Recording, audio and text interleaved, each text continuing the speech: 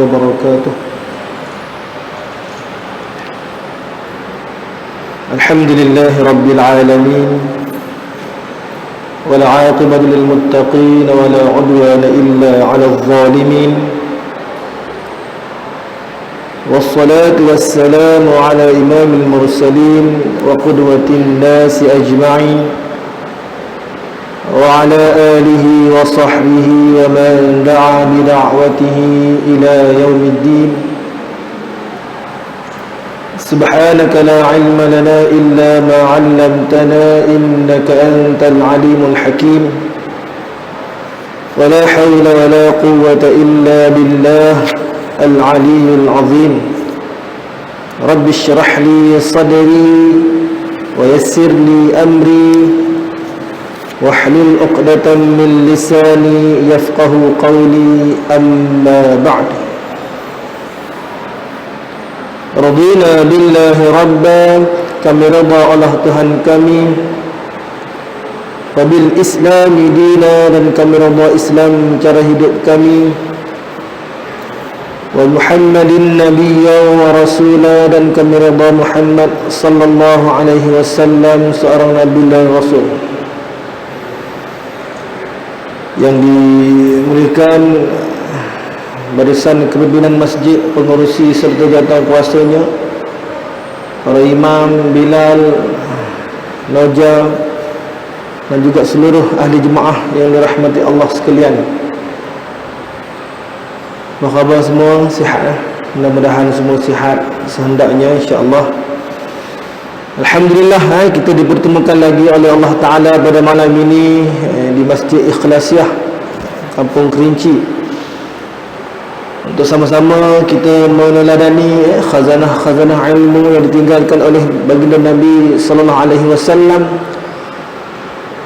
supaya menjadi benteng kepada kehidupan kita, supaya menjadi panduan kepada kehidupan kita selama mana kita hidup di muka bumi Allah ini, sebelum kita dijemput oleh Allah Ta'ala untuk kembali ke rahmatullah.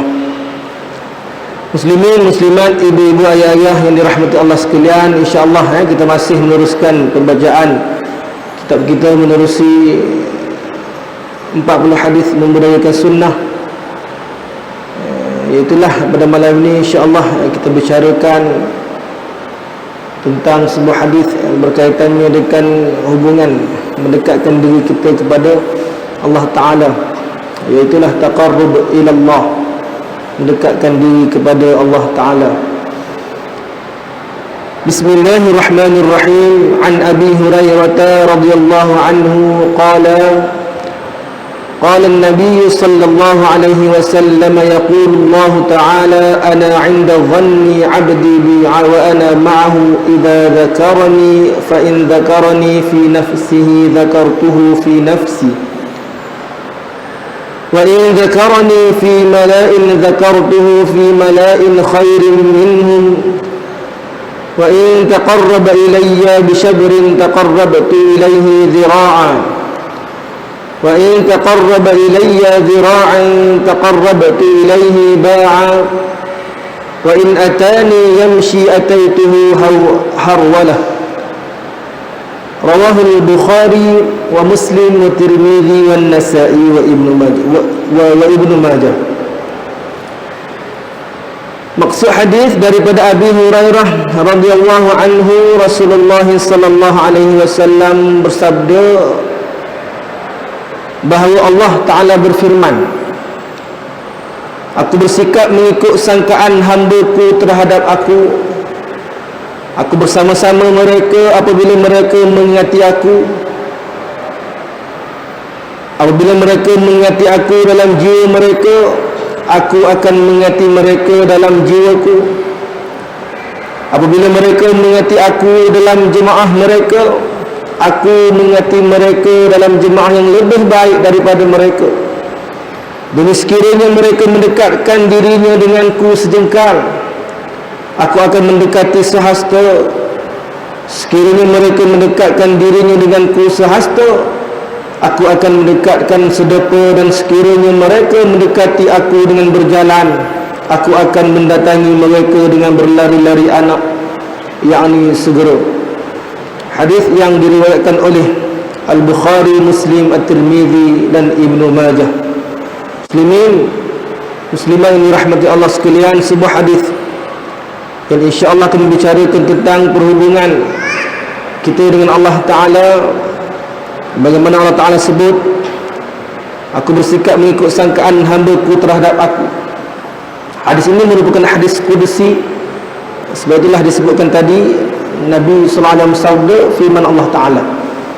Biasa kita dengar firman Allah Ta'ala, a'udzubillahi minasyaitonirrajim, Quran lah. Hadis kudusi banyak makna lah, banyak makna. Secara umumnya merupakan firman Allah Ta'ala yang sebut dan disampaikan oleh baginda Nabi SAW. Itu dinamakan hadis kudusi. Nabi SAW bersabda menerusi hadis kudusi, Allah berfirman bahawa sesungguhnya Allah itu bersikap sebagaimana sikap hamba terhadapnya. Bagaimana kita menjaga hubungan kita dengan Allah Ta'ala, bagaimana sangkaan kita terhadap Allah Ta'ala. Buruk sangkaan kita terhadap satu perkara, begitu jugalah sangkaan Allah Ta'ala kepada kita. Baik sangkaan kita kepada Allah Ta'ala, begitu jugalah bagaimana sangkaan Allah Ta'ala kepada kita. Allah Ta'ala bersikap seperti mana kita yang menyangkakan bagaimana Allah Ta'ala. Kalau sangka buruk dengan ada apa-apa yang berlaku dan sebagainya, lagilah orang panggil apa, bukanlah kita nak sepatutnya menjadikan setiap ujian dan sebagainya sebagai peringatan dan sebagainya, tapi kita menjadikan ujian itu sebagai menyalahkan takdir, menyangka dua Allah Ta'ala, menyalahkan Allah Ta'ala dan sebagainya. Sepatutnya kita menambahkan doa, mengingati peringatan dan sebagainya, tapi kita telah sangka dua dengan Allah Ta'ala. Dan kita gitulah juga Allah Ta'ala akan bagaimana sikap dengan kita pula. Kalau Nabi sebut ihfazillah yahfazka, jaga Allah, nescaya Allah akan jaga kamu. Kita jaga Allah, maknanya bukan jaga benda itu kan. Jaga macam kita melaksanakan kewajipan yang diberi, solat jaga, puasa jagalah, jaga Allah tu, jaga segala perintah Allah Ta'ala. Ihfazillah yahfazka, Allah jaga kita. Jadi sangka dua dengan Allah Ta'ala satu perkara yang keji lah, yang tak boleh lah. Terhadap apa yang berlaku, kita sangka buruk itu dikhawatiri kita pula akan lebih jauh lagi daripada Allah Ta'ala. Jika seorang hamba itu mengingati Allah Ta'ala dalam dirinya, senantiasa ingat dalam dirinya dan berzikir dalam hati dan menganggap Allah Ta'ala senantiasa mengingati dia, sama ada dalam keadaan dia bersendirian, tiada yang mengetahui, maka Allah sentiasa mengingati hamba-Nya juga. Dan dia kata sini, jika seorang hamba itu sentiasa ingat Allah Ta'ala, sentiasa ingat Allah Ta'ala dalam diri dia, apa juga keadaan dia duduk seorang-seorang ke, dia duduk ramai-ramai ke, kan? Kadang-kadang maksud mengingati Allah Ta'ala ni kita sentiasa buat apa yang Allah suruh, berzikir, sembahyang, jaga ibadat, tak buat maksiat, kan? Benda-benda macam tu kadang-kadang kalau kita ramai, jadi sembahyang jemaah ramai-ramai tak, duduk ramai-ramai jadi warak, pelik, baik gitu dah. Tapi bila mana kita bersendirian, nak mengukur sejauh mana keimanan kita bila kita duduk seorang-seorang tu lah, kan? Orang tak nampak. Ada ayat puasa, makan dalam bilik seorang-seorang, orang tak nampak, kan? Sembayang, orang tak nampak, tak sembayang pun. Anda buat maksiat, orang tak nampak pun, dia seorang-seorang. Bagaimana berseorangannya kita, bagaimana sikap kita bila kita bersendirian, kita ingat Allah Ta'ala ke tidak. Ketika itulah kita boleh mengukur sejauh mana kita punya keimanan. Bila kita duduk seorang-seorang, duduk kelebek ke handphone tu dah, duduk tengok handphone lah, kita kata apa yang kita tengok, ada Mungkin datang masjid dengan kopiah, serban dengan sebagainya, contohnya ustaz pakai jubah tapi duduk seorang-seorang, entah apa benda dia buat tak tahu. Nak, sebab apa? Sebab orang tak nampak. Bila orang tak nampak ni yang apa tu ada apa, bila buat macam-macam ni kan, asasnya sebab itulah, asasnya bila mana orang yang beriman ini disebut oleh Allah Ta'ala, ada alladzina dzalikal kitabu la raiba fihi hudan lil muttaqin, ada alladzina yu'minuna bil ghaibi wa yuqimuna as-salah, nah alladzina yu'minuna bil ghaib, tu percaya dengan perkara-perkara ghaib. Termasuklah kita percaya mati, percaya syurga neraka, percaya azab kubur, percaya malaikat dan sebagainya. Rukun iman yang kita sebut tu, percaya kepada Allah, percaya kepada Rasul dan sebagainya. Tu kepercayaan, keimanan kita itu kita terjemahkan dengan perbuatan kita lah. Bukan setakat percaya sahaja. Dan bagaimana, sejauh mana kepercayaan kita itu. Kalau bila mana kita berada seorang-seorang atau beramai, begitu jugalah sikap kita, kan? Di situlah kita boleh nampak jauh mana keimanan kita. Walaupun dia duduk seorang-seorang, dia tak buat maksiat, sebab dia yakin dan percaya Allah Ta'ala sentiasa awasi dia, nampak dia. Begitu jugalah maksud ihsan yang diceritakan dalam sebuah hadis yang dinamakan hadis Jibril. Apa dia ihsan? An ta'budallaha ka'annaka tarahu fa in lam takun tarahu fa innahu yaraka. Beribadahlah kamu seolah-olah kamu nampak Allah. Namun kita takkan nampak Allah lah, takkan nampak Allah. Tapi yakin dan percayalah yang Allah Ta'ala sentiasa nampak kita. Maksud dia, buat satu ibadah seolah-olah kita nampak Allah Ta'ala. Nak cerita ni bersungguh-sungguhnya kita buat. Bila mana kita buat ibadah itu nampak Allah Ta'ala. Kita buat kerja nampak bos kita. Bos sedang pantau, nampak bos. Sempat lagi nak tengok YouTube, nak tengok Facebook, tak ada lah. Ni kan, bos nampak ni dalam bilik gelap macam ni, tengok, pantau. Contoh nampak kita akan laksanakan kerja dengan baik, ikhlas, khusyuk, fokus, tak main-main, namun kita tak nampak Allah Ta'ala. Di situlah terletaknya nilai akhlak kita. Sebab apa? Kita yakin dan percayalah di mana sahaja kita berada, dalam bilik ke, belakang isteri ke, depan isteri ke, belakang mak mentua ke, depan mak mentua ke, itulah kita. Bukan berlakon. Tengok depan warna-warna dan sebagainya, bila belakang dah macam hantu raya. Na'udzubillah, pantau, tengok keadaan kita, anak-anak dan sebagainya. Bila mana duduk seorang-seorang, apa yang dibuka handphone tu, kan? Zaman serba canggih ni macam-macam boleh tengok. Sejauh mana kita nak tanamkan dalam diri kita serta anak-anak, sebab apa? Masa duduk seorang-seorang tu kita tak tahu, depan kita lain, belakang kita lain. Sebab itulah disebut ini, bila mana kita ingat Allah Ta'ala, walaupun kita duduk dalam keadaan beramai-ramai depan orang ke, ataupun duduk seorang-seorang ke, kan, Allah Ta'ala ingat kita. Duduk seorang-seorang tu yang kita kena tengok tu, yang tu yang betul-betul nak tengok tu. Duduk seorang-seorang, semua teruji. Sebab tu ciri-ciri orang yang beriman di awal surah Baqarah sebut dah, percaya pada benda gaib itu apa kaitannya? Bila mana kita percaya tentang perkara gaib, percaya syurga neraka, percaya dosa pahala dan sebagainya, tak berlakulah kalau perkara mungkar ni. Nak buat takut ada balasan, kan, akan dibalas, akan bertemu di alam akhirat, alam bapak sana. Dia yakin yang dia ni hidup di dunia je, alam sementara, yang akan berpindah ke alam kubur, alam barzakh, alam akhirat. Semua tu tak nampak. Sebab itulah ada yang segelintir terlintas di fikirannya, mati hidup sekali je katanya, matilah, habislah cerita, tutup buku. Sedangkan mati itulah bermulanya episod kehidupan yang kekal abadi di alam bapak sana, kan, alam akhirat sana. Last sekali diperhitungkan amalan sama ada syurga dan neraka.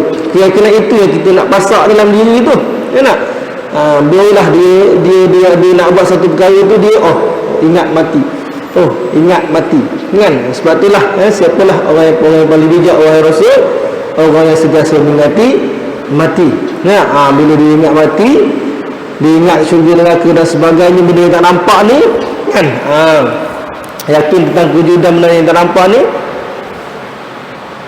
terbentenglah diri dia daripada melakukan maksiat kepada Allah Azza wa Jalla. Persoalannya sejauh mana nak mengaplikasikan dalam kehidupan kita. Kadang-kadang tahu tahu, cuma itulah lemahnya kita punya kekuatan iman tu. Sebab apa kadang-kadang godaan syaitan, nafsu, sebab tu bulan puasa dengar kata tak puasa pun ada syaitan kena ikat ada ustaz, tapi jahat juga sebab ada nafsu. Jihad berlawan hawa nafsu dan syaitan, jihad besar juga. Nafsu ada berapa? Nafsu ni ada tiga kategori nafsu.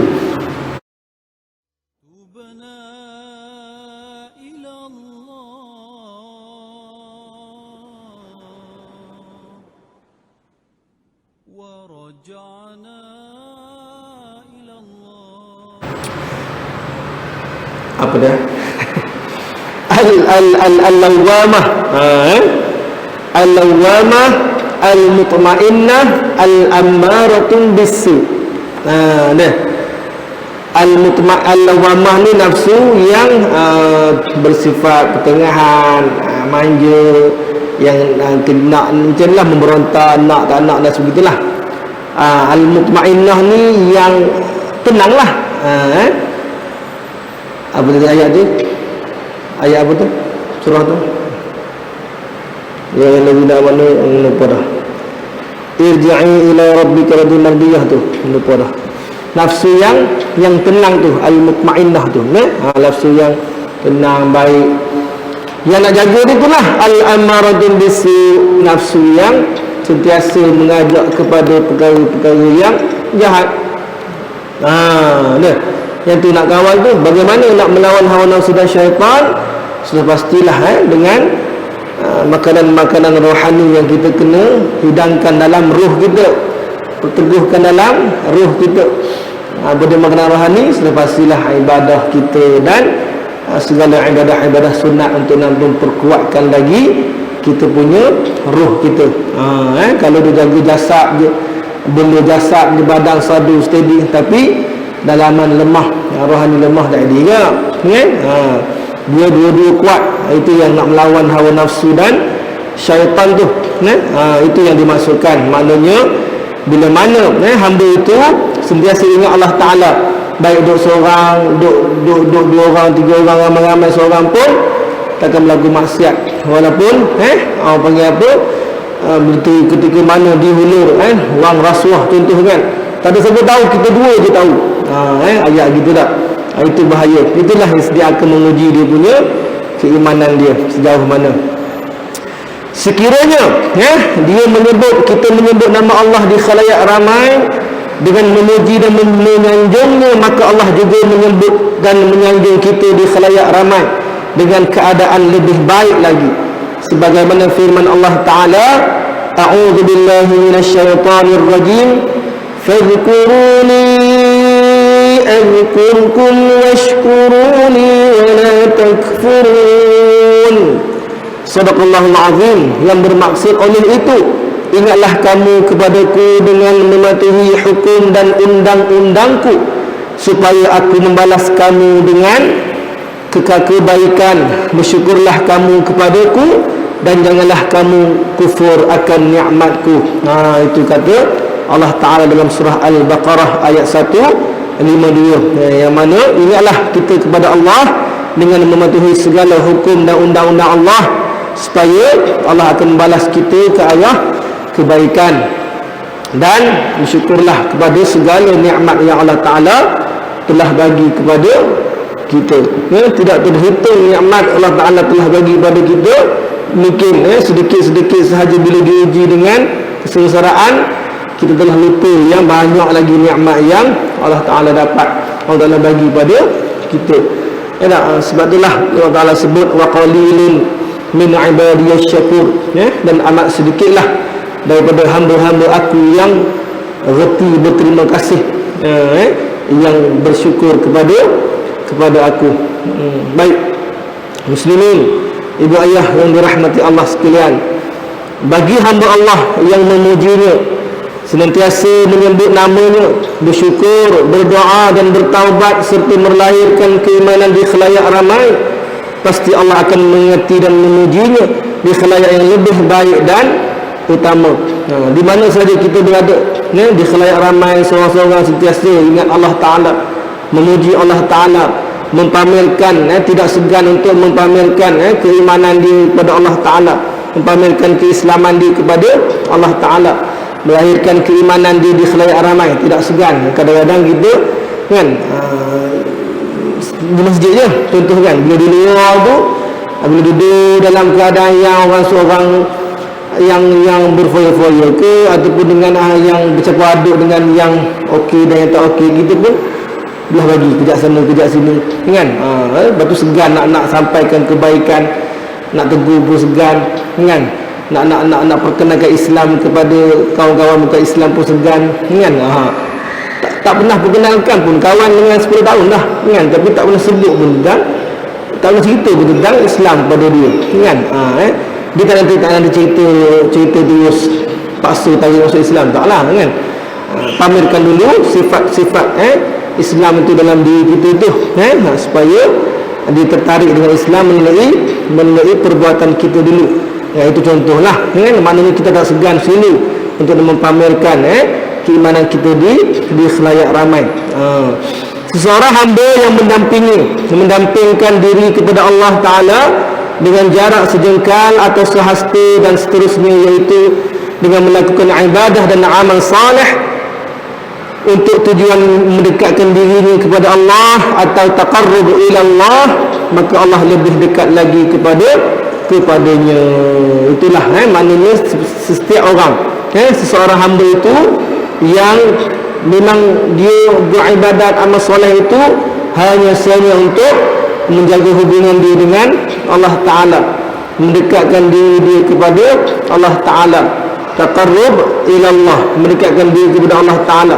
Itu niat semata-mata sebab dia hamba Allah Ta'ala, dan juga hubungan dengan Allah Ta'ala, bukan sebab tak ada kerja sembahyang lah, bukan sebab lagi mak marah pula kan, bukan sebab nanti isteri bebe pula, itu bukan kan. Semuanya disebabkan kita hanyalah hamba yang memang sepatutnya, yang memang diwajibkan untuk mengabdikan diri kepada Allah Ta'ala. Wa ma khalaqtul jinna wal insa illa liya'budun, melainkan untuk kita beribadah kepada Allah Ta'ala, mengabdikan diri kepada Allah Ta'ala. Firman Allah Ta'ala lagi dalam surah Al-Hadid ayat 4, yang bermaksud dialah yang telah menciptakan langit dan bumi dalam 6 masa, kemudian ia bersemayam di atas arash, ia mengetahui apa yang masuk ke bumi serta apa yang keluar daripadanya, dan apa yang turun dari langit serta apa yang baik kepadanya, dan ia tetap bersama-sama kamu di mana sahaja kamu berada, dan Allah amat melihat akan apa yang kamu kerjakan. Surah Al-Hadid ayat 4. Itulah ayat Quran, orang panggil apa, dalam kita nak baca Quran kan, kita nak faham ayat Quran, kita baca Quran, tengok terjemah untuk tengok Arab ke Melayu lah kan. Tapi seronoklah kita baca, kita faham. Maknanya selama ni kita baca khatam semua, ubah style baca, kita baca tengok terjemahan kan. Nanti nak tadarus sebelum puasa nanti try ubah kan, kita faham apa yang kita baca. Sampai ayat-ayat yang orang panggil apa, Quran ni selama ni, ni maksud dia kan, baru kita seronok sikit. Itu faham dari segi Arab ke Melayu je lah. Cuma bila sebut ayat Quran ni ada ayat-ayat yang memerlukan kepada tafsiran. Tafsir tak boleh tafsir sendiri, itu kita kena berguru. Macam ayat ni lah kan, 6 masa bersembahyang di atas arash, dah bersembahyang di atas arash dan sebagainya. Ayat-ayat yang memerlukan kepada tafsiran, itu kena kepada guru, tak? man laysa lahu syaikhan fasyaitan syaikhuhu. Siapa yang bukan tak ada di sisinya seorang syekh, syaitan akan jadi syekh dia. Syaitan lah akan mengajar dia. Baca boleh, terjemahan boleh, tapi kita nak menterjemahkan tak boleh ikut kepala sendiri. Sebab tu kita kena kepada berguru. Tak? Itu yang dimaksudkan. Sebab itulah ada baca kecoh hari ni tak? Adalah sikit sebanyak kan, asatizah kita bila sebut kalau Nabi kanan, guru di kiri, dia ikut kiri. Secara umum kita dengar ayat tu, kita rasa kan, ikut guru memperendahkan Nabi. Secara umum kita dengar lah, secara zahirnya kan. Tapi nak dimaksudkan tu bila mana ialah Nabi sebut tu maknanya hadis lah kan. Maknanya hadis lah bila sebut jelas. Tapi kita tak boleh terjemahan dari ikut zahir hadis, tak boleh terjemah ikut kepala otak kita. Kadang-kadang memerlukan kepada guru belajar, berguru, guru terjemah, memahamkan hadis tersebut. Kita tak direct terus faham. Kadang-kadang kita ni ilmu tak banyak nak faham, gitu maksudnya tak. Cuma mungkin lah cara sebut tu secara zahirnya kan bunyi macam kan. Cuma sepatutnya kan yang nak menghentam tu pun tanyalah dulu kan. Cuma yang menghentam tu pun jenis fikir kepala zahir juga. Payahlah nanti bergaduh sama-sama asatizah. Lanjut kan. Lalu lah itu ustaz sama ustaz, bahagilah. Kadang-kadang hadis pun juga memerlukan kepada tafsiran. Contoh Nabi sebut sallu kama ra'aitumuni usalli. Solatlah kamu seperti mana kamu lihat aku solat. Zahir ayat kita kena semayang macam mana kita tengok Nabi. Betul tak? Hadis zahir tu. Masalah dia bila kita tengok Nabi semayang ni? Bila kita tengok? Betul? Jadi guru belajar hadis kan, tanya guru kita, ulama kita, hadis ni maksud dia apa? Maksud dia kita kena semayang kan. Lepas tu kena dengan cara Nabi semayang tu, mana kita kena belajar, kena ada ilmu, kena ambil tahu, kena ada ilmu tentang tata cara semayang sebenar yang Nabi buat kan. Bukan kata sebenarnya kita lihat semayang tu kita kena tengok baru kita semayang. Tak tengok tak semayang lah. Kalau ada yang gila-gila konsisten ni kata tak payah semayang lah, kita tak boleh tengok Nabi. So terlepas kita punya kehidupan. Beratlah gitu kan. Sedangkan maksud dia memerlukan kepada ilmu. Jadi semayang ni kena ada ilmu untuk kita dapat semayang yang sahih daripada Nabi. Ilmu daripada ulama-ulama kan, muktabar, buku-buku kita yang dikarang oleh susun-galuh lah daripada sahabat turun ke tabi'in tu kepada ulama sampailah ke ulama kita ni yang semuanya bukan terus kepada sifat salat Nabi yang sebenar. Belajarlah maknanya, bukan main semayang ikut dan je, semayang ikut orang ya. Itu yang dimaksudkan kita kena semayang ikut cara Nabi tu. Tapi kalau asasnya, kalau kita faham zahir hadis, semayang seperti mana kita lihat Nabi semayang kan. Itu yang dimaksudkan ustaz tu. Maknanya tak boleh kita baca hadis terus faham zahir dia terus kita gitu tak. Ini perlu pada berguru, berhuraian cuma sedihnya bila mana memang dua-dua ni orang punya apa, dah memang hubungan tu tak baik, dia nak cari salah je kan. Siapa salah sebut sikit dah nak hentam, sedih lah. Tu ada doktor, ada doktor PhD tak. Mu salah aku salahmu, bukan nak muzakarah elok. Itu akhlak tu kan. Sifat da'i dan mana dah sepatutnya jagalah kan. Tak seronok lah tak orang tengok apalah asatizah macam ni kan, gaduh sama-sama. Allahumma salli ala Muhammad. Okey, jadi itu yang dimaksudkan ni. Nak cerita sikit lah tentang ayat, sebab ayat ni pun perlu kepada tafsiran kan. Nak cerita tentang isu semasa tu lah. Baik, daripada ayat ni tadi Allah Ta'ala sebut apa? Dan ia tetap bersama-sama kamu di mana sahaja kamu berada. Ya, mana sahaja kita berada Allah Ta'ala ada lah kan. Sebab tu maaf sebut orang berada mandi telanjang kan, mandi telanjang kan, dalam bilik air seorang lah ya. Hukum ni hukum kan. Dia dari segi haram tak haram lah kan, cuma dari segi akhlak dia, dari segi adab dia kan? Malaikat nampak dah. Allah Ta'ala kan? Akhlak ni lah akhlak adab kan? Malu, kita tak malu dan segan dengan malaikat hidup mana Allah Ta'ala nampak kita kan? Memanglah kita tak pakai baju pun nampak kita. Nak cerita ni kita sendiri tu adab kita tu nak kadang-kadang nak senang jauh tak sempat nak ambil kain pesan. Kain pesan tu kain pesan ni kain basah saya sebut bahasa kampung lah ya. Orang kampung sendiri bukan pesan. Nah, tentulah maknanya dari segi akhlak ni kan. Maknanya orang tak sentiasa nampak kita, awasi kita kan. Jadi kalau nak jaga akhlak tu, kita yakin percaya Allah Ta'ala sentiasa bersama-sama kita kan. Itu tak salah lah, maknanya bukan dosa pun. Nak cerita dari segi segan kan. Macam itulah dan Allah Ta'ala amat melihat akan apa yang kamu kerjakan. Itu yang paling penting kita dalam nak mendekatkan diri kepada Allah Ta'ala, dalam nak menjaga hubungan kita dengan Allah Ta'ala. Allah Ta'ala senantiasa nampak kita, tahu apa kerjaan kita, apa perkara kita buat.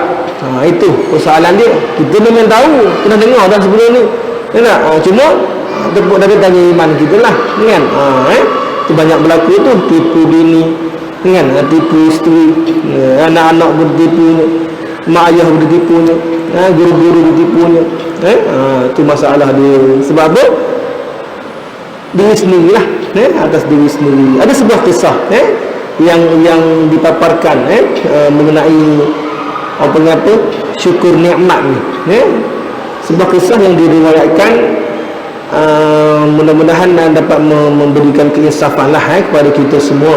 Diriwayatkan daripada 3 pemuda. Seorangnya berbotak kepalanya, botak kepala. Ada seorang lagi kena penyakit sopak pada kulit badan dia, dan seorang lagi buta mata dia kan. Suatu ketika malaikat mendatangi menemui mereka pemuda ni yang botak kepala dia, dan dengan menyamar sebagai pemuda yang tampan. Malaikat mendatangi pemuda tersebut dengan menyamar sebagai pemuda yang tampan. Nampak kalau kita pemana pula ni malaikat ni kejap jadi orang kan. Itu cerita dia kan. Tu soal keimanan tu kan. Saya berdegara baik tu, malaikat banyak kali dah berubah jadi orang ni kan, tapi akan jadi orang yang tampan, segak kan, bersih, suci, murni kan. Seperti mana kisah yang bila mana malaikat turun pada zaman Ibrahim dan Lut, Nabi Ibrahim dan Nabi Lut tu kan, nak turun tu, nak pergi ke kaum Lut, nak laksanakan bala tu lah cuma turun tu menyerupai manusia kan. Pendek ceritanya, sebelum ke Lut tu singgah ke Ibrahim tu, cerita Nabi Ibrahim kamu dapat anak kan, tu je pendek cerita. Lepas tu pergi ke kaum Lut. Nabi Lut kata, ni 3 lelaki mana pula ni kan, kamu tak tahu ke cerita di kampung ni kan. Sebab apa? 3 ni kacak, tampan, segak, masuk kampung tu tak ada kerja lain semua ni jenis cari laki je liwat kan. Tegak cuma Nabi Lut tak tahu tu Nabi tu malaikat kan. Last sekali jangan risau, wahai Lut, mereka tak boleh buat apa-apa pun kat kami. Cerita malaikat ni banyak kali dah boleh menyerupai manusia. Kita orang yang beriman ni kena yakin dan percaya. Rukun iman tu yang ke berapa? Percaya Allah, percaya pada malaikat. Rukun iman ada menang tak? Kena percaya tu tentang kewujudan malaikat, besarnya malaikat, tubuh badan dia kejap jadi malaikat, jadi manusia. Itu semua melibatkan soal keimanan kita. Kalau kita ya tak ya ni kan. Kalau kita pakai logik akal kita kalau bila mana Nabi gambarkan tentang kejadian malaikat, tubuh Jibril besar mana kan. Tak apa, itu cerita malaikat, kena buka tajuk khas tu boleh kan, tentang apa boleh buat tajuk tentang kelebihan malaikat. Baik, malaikat menyerupai manusia datang kepada pemuda pertama, botak kepala kan. Pada pemuda tu ceritalah masalah dia sakit, tiba-tiba dengan izin Allah Ta'ala malaikat berdoa pada Allah Ta'ala. Dengan izin Allah Ta'ala ketika itu juga pemuda itu ditumbuhi rambut dia. Sebelum berpisah malaikat malaikat bermurah hati menghadiahkan seekor unta kepada pemuda tersebut. Kemudian yang kedua, sopak kulit dia. Ini penyakit sopak juga ditemui oleh malaikat yang sama dan mengadu hal dirinya. Kemudian dengan izin Allah, pemuda itu boleh seperti biasa dan dihadiahkan seekor lembu. Dan pemuda yang ketiga yang buta matanya, selepas mendengar keadaannya, malaikat itu berdoa lalu dengan izin Allah oleh penglihatan pemuda tersebut seperti biasa. Sebelum berpisah, pemuda tersebut dihadiahkan seekor kambing, dapat unta, lembu dan kambing, dan semua sihat kembali pada asal manusia normal. Kan? Selang beberapa tahun, ketika ketiga-tiga pemuda tersebut yang ditemui malaikat itu menjadi kaya raya dan mewah hidup dia. Satu hari malaikat berkunjung ke rumah pemuda yang dahulunya botak untuk meminta sedikit air susu unta yang memilikinya kerana kehausan. Malaikat turun semula nak tengok sejauh mana manusia ni, bila mana susah lain, bila diuji dengan kesenangan lain pula cerita dia, kan? Dulu masa susah, nanti senang, aku nak bantu orang, aku nak sedekah ke orang, aku nak bagi wakaf dan sebagainya. Bila senang pun itu pengujian bagi kita, kan? Susah pengujian, senang pun ujian. Malaikat turun semula nak uji, kan? Tengok minta susu sedikit ni daripada unta tu, kan? Yang mana sedang kehausan. Masuk dah? Isyak dah? Dah. Ringkas cerita, kan? Pemuda pertama tak bagi minum susu, pemuda kedua pun kufur nikmat, pemuda yang ketiga yang buta tadi itulah yang bersyukur kepada Allah Ta'ala. Dan lalu malaikat doakan dia pemuda yang berbunda tadi itu susah kembali pada asal, dan yang ketiga itu kekal terus dengan kemewahan dia. Itu tadi berkata orang yang syukur nikmat. Wallahu Ta'ala alam. Habis mengejut. Kesimpulan dia, kita sentiasalah ingat Allah Ta'ala. Mudah-mudahan panjang umur murah rezeki. Jumpa lagi tahun depan, InsyaAllah tahun depan pula, bulan depan, InsyaAllah. Aku qawli hadza astaghfirullahalazim wa lakum. Assalamualaikum warahmatullahi wabarakatuh.